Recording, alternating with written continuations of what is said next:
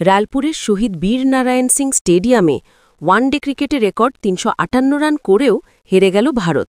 দক্ষিণ আফ্রিকার কাছে পাত্তাই পায়নি টিম ইন্ডিয়া। ঘরের মাঠে ভারতীয় বোলারদের রীতিমতো তুলোধুনো করে দাপুটে জয় পায় প্রোটিয়ারা। ৪ বল হাতে রেখেই ৪ উইকেটের এই জয়ে ১-১ সমতায় ফেরে দক্ষিণ আফ্রিকা। রাঁচিতে সিরিজের প্রথম ওয়ানডেতে রেকর্ড ৩৪৯ রান করেও পরাজয়ের শঙ্কায় ছিল ভারত।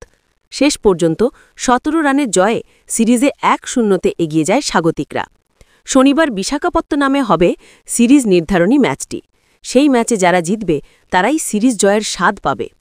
এর আগে ২ ম্যাচের টেস্ট সিরিজে ভারতকে তাদের ঘরের মাঠে হোয়াইটওয়াশ করে দক্ষিণ আফ্রিকা।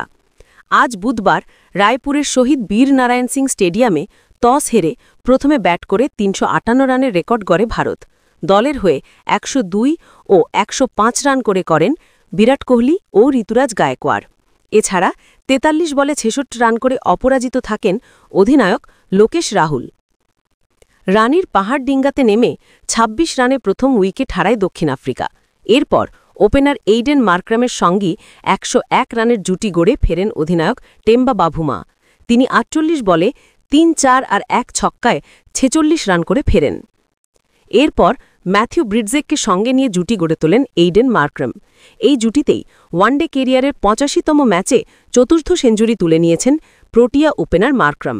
তিনি ৯৮ বলে ১০টি ৪ আর ৪টি ছক্কার সাহায্যে ১১০ রান করে ফেরেন।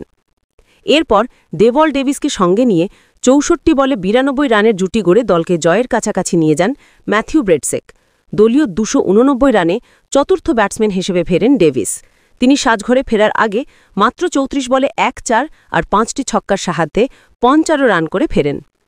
পঞ্চম উইকেটে ডি জারির সঙ্গে ২০ বলে ২৮ রানের জুটি গড়তেই বিপদে পড়ে যান ম্যাথিউ ব্রিডজেক। দলীয় ৩১৭ রানে আউট হওয়ার আগে ৬৪ বলে ৫টি বাউন্ডারির সাহায্যে ৬৮ রান করে ফেরেন ব্রিডজেক। ধন্যবাদ।